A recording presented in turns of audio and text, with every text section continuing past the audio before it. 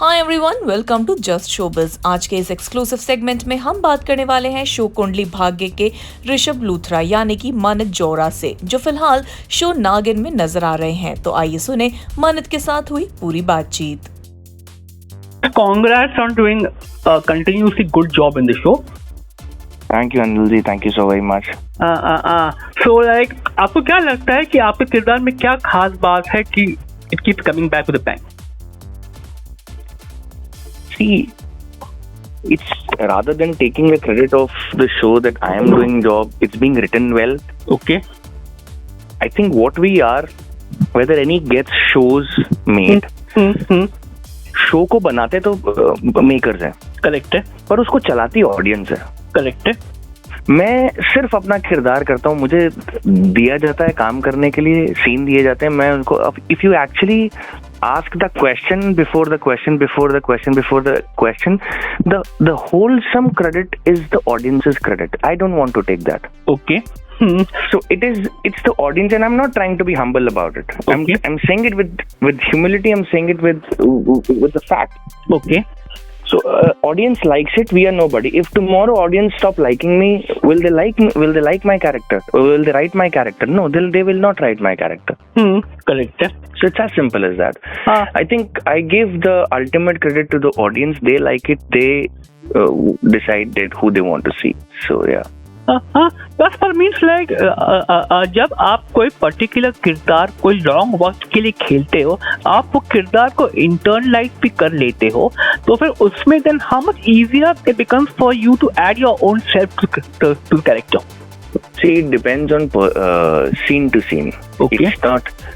Of course, when you spend 5 years with the character, you know the scene, you know the character like a back of your hand. But that doesn't mean, that doesn't give you the freedom to take it for granted. Correct. I never take it for granted. Even today, there are scenes which makes me nervous, which makes me believe, अच्छा मैं कैसे करूँ इसको, ये तो situation कभी मैंने देखी नहीं, अगर ऐसा हो जाए तो मैं क्या करूँ. कभी many a times it happens that a scene comes to you think scene बहुत अच्छा लिखा हुआ है. Okay. लेकिन मुझे समझ नहीं आ रहा कि मैं इसमें कैसे करूंगा. मुझे it happens to us also. You are stuck in the confusion. You stuck in that rut. How will you do it? So it's not it comes across as easy because we have spent enough time firstly working on our craft. Then applying that craft, and then the show happened to us, and we are applying all that we have learned over the course of years, and then we are applying, and it looks easy. It is not easy. It also gives us goosebumps, confusion, but then director is there, makers are there, creative department is there, so ho jata hai at the end of the day. But yeah, I mean, it takes a little time. That's all I want to say. पर जो like आप breaks लेते हो and then you come back, does that also help you to remain fresh? I don't know which break you are talking about. If you're talking about the break that I took it in December, and you know that why I took that break, and I don't want to get into the details. But yes, for any actor, and I'm talking about myself firstly. Okay. I think as a creative person, myself, we, especially when you're doing a format like TV where you are continuously being consumed and you're putting your best foot forward, and एक break अगर मिल जाता है तो आप rejuvenate हो जाते हो, आपके senses refresh हो जाते हैं, you get back in touch with life. You inject a lot of life into you. You know, you take a break, go and do what you like to do. So of course it injects a lot of fresh life into you. So एक हो जाता है, आपको समझ में आता है आपके पास है क्या. फिर आप बाहर जाते हो, आप रोजमर्रा की जिंदगी में शायद उन लोगों को नहीं मिलते हो जो आपका शो देखते हैं. लेकिन जब आप ब्रेक लेते हो, आप बाहर जाते हो, आप लोग मिलते हैं, लोग आपको बताते हैं क्या वाहियात काम कर रहे हो, अच्छा काम कर रहे हो, तो फिर आपको समझ में आता है अच्छा यार, what I'm doing is a good work, or what I'm doing I need to buck up with my things, and so on and so forth. सो एक रियलिटी चेक भी मिलता है आपको, वो भी आपके लिए बहुत इंपॉर्टेंट है, जो शायद मुंबई में रहते हुए आपको कभी कभी नहीं मिल पाता, बिकॉज हम लोग सेट से घर, घर से सेट, सेट से जिम, जिम से सेट ऐसे कर रहे होते हैं। सो एक मोनोटोनस लाइफ हो जाती है, आपको एक ब्रेक मिलता है तो आपको बहुत सारी चीजें समझ में आती हैं। और आगे चल के अगर आपको कुछ और अलग करने को मौका मिले तो आप किस तरह के किरदार खेलना चाहोगे? मिला है सर मेरे को, तो अगर मेरे को नहीं पता कि आप कितना जानते हैं, मैंने हर फॉर्मेट में काम किया। मैंने फिल्म में भी काम किया है, मैंने टीवी में भी काम किया है, कमर्शियल एड में भी काम किया है, वेब शो में भी काम किया है, इंटरनेशनल फिल्म भी करी है, स्टेज प्ले भी किया है, नुक्कड़ नाटक भी किया है, ऑडिशंस भी दिए हैं, स्टेज पे खड़े होके मतलब एक रोल भी किया है, बड़ा रोल भी किया, सब कुछ। I have done almost every kind of work that exist for an actor. But फिर भी बकेट लिस्ट में कुछ तो होगा ना कि ये करना है। एवरीबॉडी वांट्स टू कीप सब कुछ करना है सर। मैं कहता हूँ सब कुछ करना है, सब कुछ करना है, कुछ भी नहीं छोड़ना है। इतना अच्छा काम हो रहा है, सब कुछ करना है मेरे को, one after the other. But ऐसा नहीं करना है कि सिर्फ करने के लिए कर रहा हूँ। There has to be heart in it. ये मेरे लिए वो काम है which came as a blessing to me. Acting for me is a blessing. Okay. Not just a way of earning money.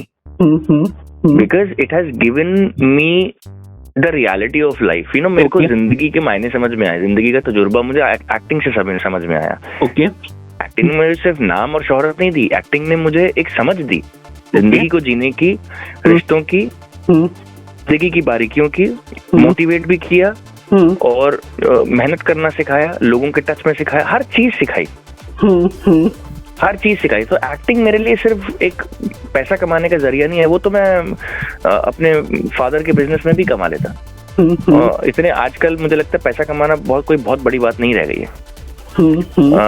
आजकल लोग बहुत आसानी से पैसा कमा लेते हैं।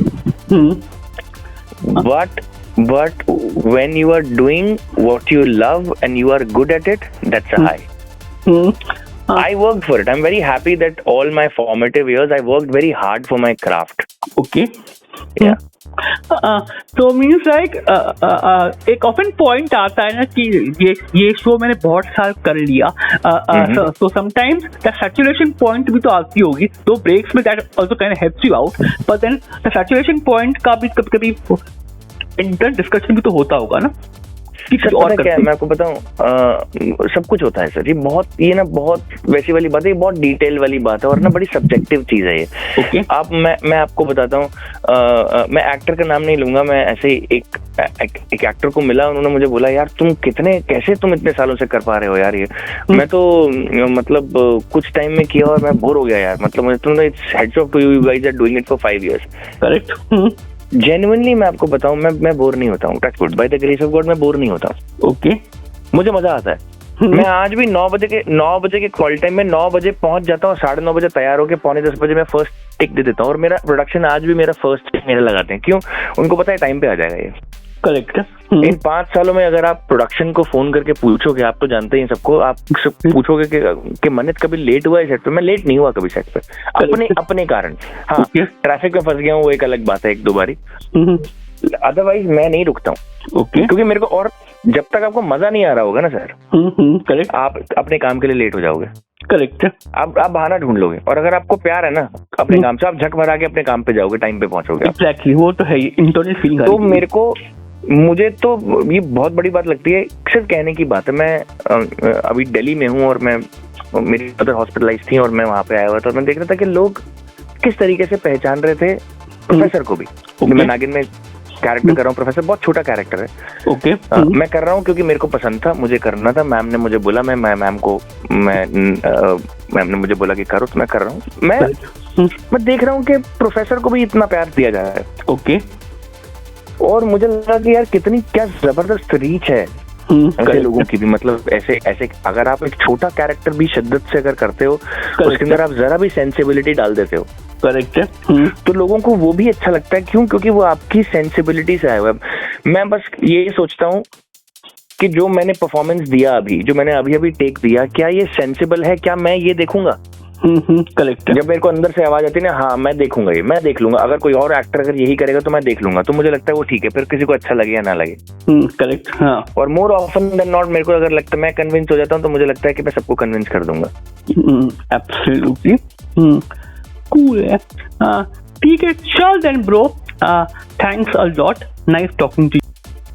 ये था हमारा आज का सेगमेंट। इसी तरह की और भी वीडियोस के लिए हमारे साथ बने रहिए और हमारे चैनल को सब्सक्राइब करिए। वीडियो पसंद आया हो तो इसे लाइक करना ना भूलिए।